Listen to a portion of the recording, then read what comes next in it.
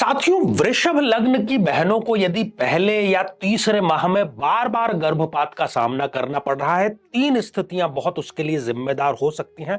सबसे पहला, इस पंचम भाव जो कि गर्भाशय की संरचना से जुड़ा हुआ है, यदि मारक ग्रह चंद्र यहां पर विराजमान हो जाते हैं तो ऐसी बहन को किशोरावस्था से ही मासिक धर्म संबंधी व्याधि होती है, अनियमितता होती है। यह बड़ा कारण है गर्भपात का। दूसरी स्थिति, दूसरा मंगल, वो भी एक मारक ग्रह है, यदि यहां पर विराजमान हो जाए तो हीमोग्लोबिन की कमी होना, आयरन तत्व की कमी होना गर्भावस्था में बाधक होता है। तीसरी स्थिति गुरुदेव से जुड़ी है, जो कि एक मारक ग्रह है। यदि वो यहां पंचम भाव में विराजमान हो जाए तो हार्मोनल डिसबैलेंस और मोटापा गर्भपात का बड़ा कारण बनता है।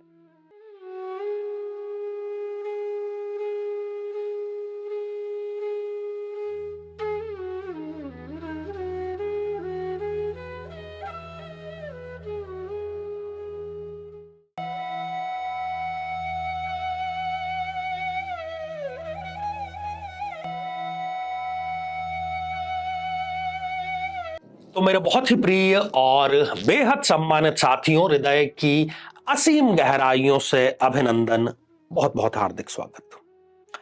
साथियों, प्रथम संतान और गर्भाशय, इन दोनों का ज्योतिषीय दृष्टि से एक दूसरे से बड़ा गहरा रिश्ता है। जब भी प्रथम संतान के बारे में हम बात करते हैं तो ये पंचम भाव, 6 नंबर आप लिखा हुआ देख रहे हैं, परंतु ये पांचवा भाव है, पंचम भाव है, फिफ्थ हाउस है। क्यों है? क्योंकि इस भाव से, इस कोष्ठक से, इस घर से कुंडली की शुरुआत मानी जाती है। और यदि आप यहां से गिनना शुरू करते हैं तो 1, 2, 3, 4 और 5, ये 5 नंबर का भाव है। यहां से प्रथम संतान के, खासतौर पर प्रथम जीवित संतान के बारे में, जब संतान को लेकर के कोई इशू हो, 2 या 3 वर्ष हो चुके हैं परंतु संतान प्राप्त नहीं हो रही, ज्योतिषी के पास में आप जाएंगे तो वो इसी भाव का विवेचन करेगा, अध्ययन करेगा, किसी निष्कर्ष पर पहुंचेगा, उपाय बतलाएगा। अब मुख्य मुद्दा यह है कि प्रथम संतान होगी कब?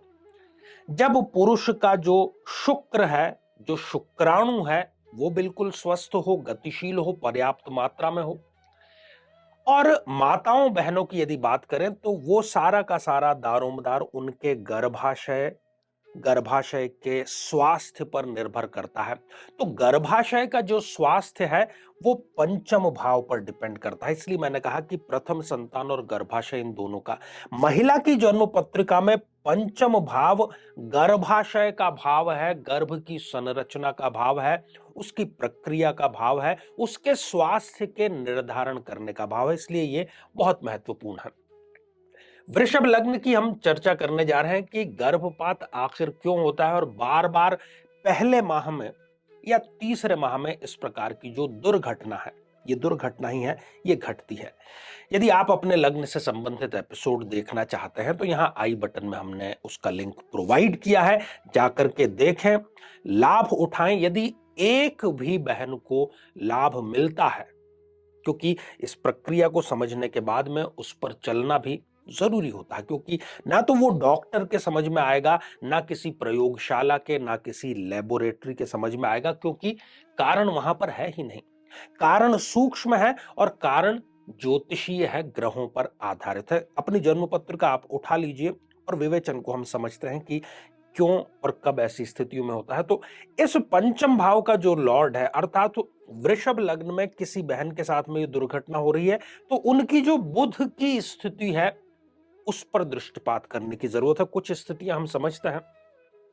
वैसे बुध इस जन्म पत्रिका में एक योग कारक ग्रह है, परंतु मेरे नियमित दर्शक जानते हैं कि योग कारक और शुभ ग्रह भी यदि उसकी प्लेसमेंट खराब हो जाती है, उसकी स्थापना खराब हो जाती है, अच्छा रिजल्ट नहीं प्रदान कर सकता।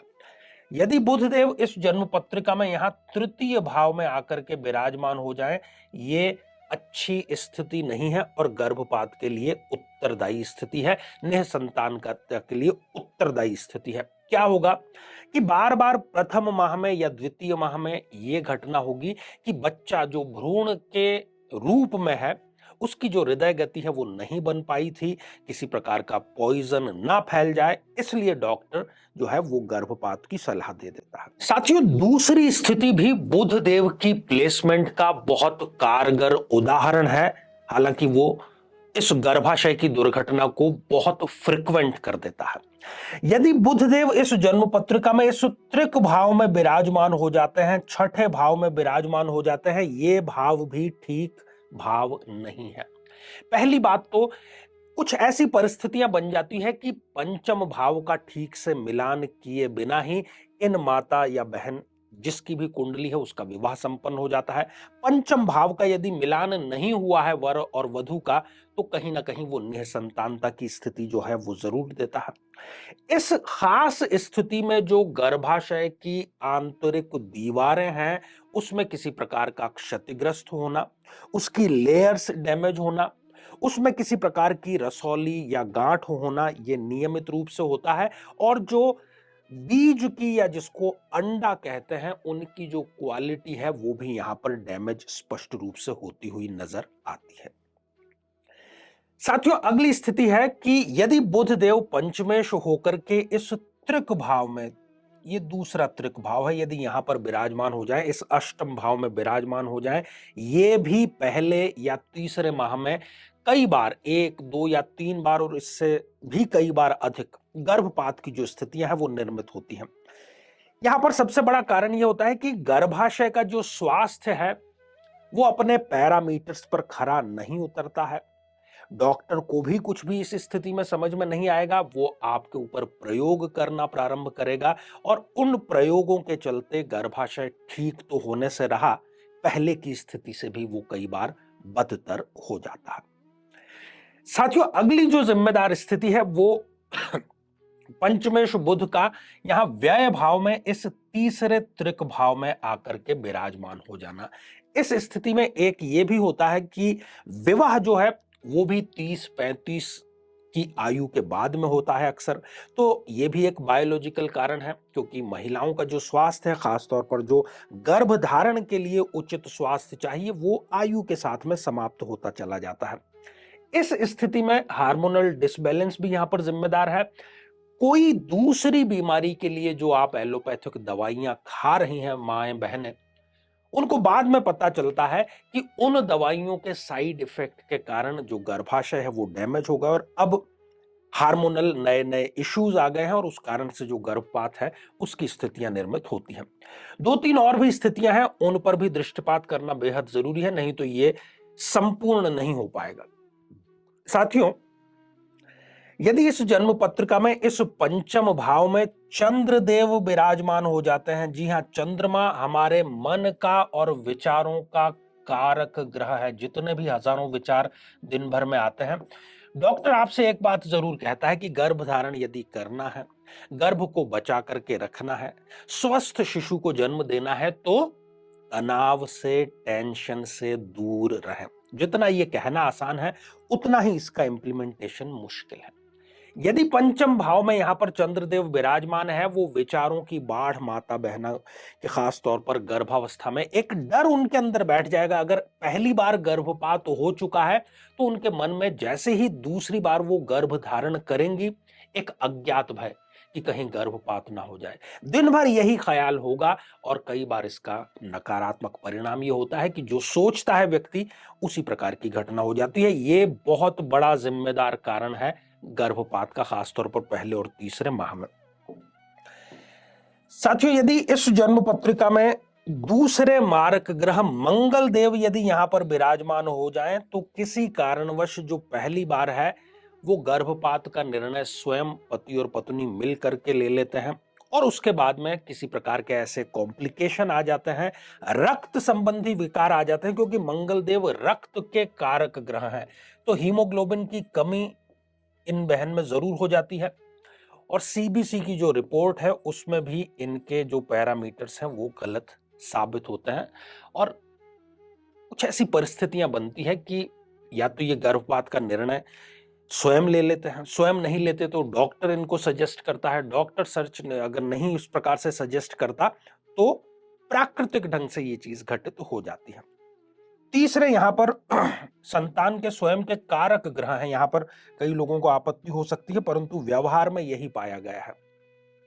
यदि गुरुदेव यहां पर विराजमान हो जाएं, अब शास्त्रगत बात यह है कि पंचम भाव के नैसर्गिक कारक ग्रह गुरु हैं, संतान प्रदाता गुरु हैं, शुभत्व लिए हुए गुरु हैं, परंतु हर एक कुंडली में ऐसा नहीं होता। इस जन्म पत्रिका में गुरुदेव एक मारक ग्रह है, क्योंकि वो अष्टमेश और लाभेश है।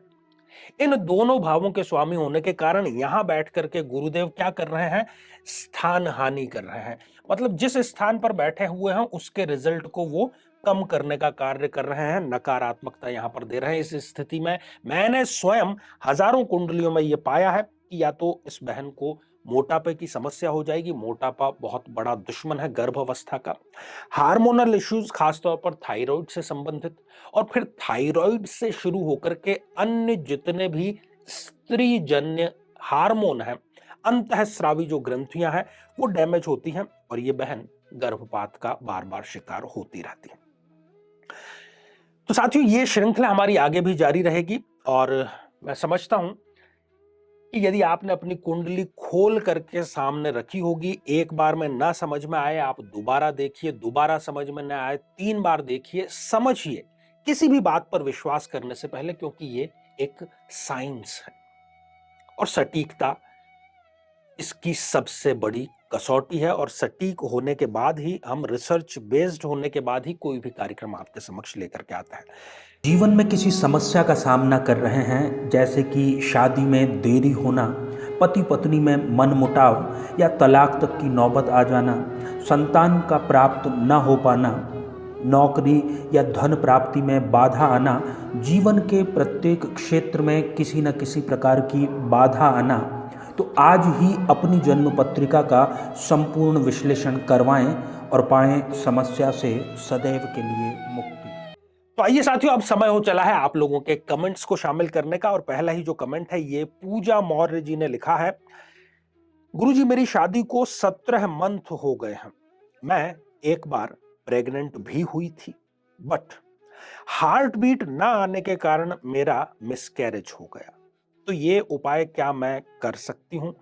पूजा जी, अवश्य आप ये उपाय कर सकते हैं, और ये जो आपने यहां समस्या का उल्लेख किया है, ये तो बहुत प्राथमिक प्राइमरी समस्या है, और हजारों बहनों को इस समस्या पर विजय हमारे इस प्रयोग के माध्यम से मिली है। तो ढेर सारी आपको शुभकामनाएं। साथियों, अगला कमेंट अर्चना सिंह जी ने लिखा है। जय श्री कृष्णा, और आप हमारे नियमित दर्शक हैं। तो अर्चना सिंह जी, आशीर्वाद हृदय की असीम गहराइयों से आपको भी।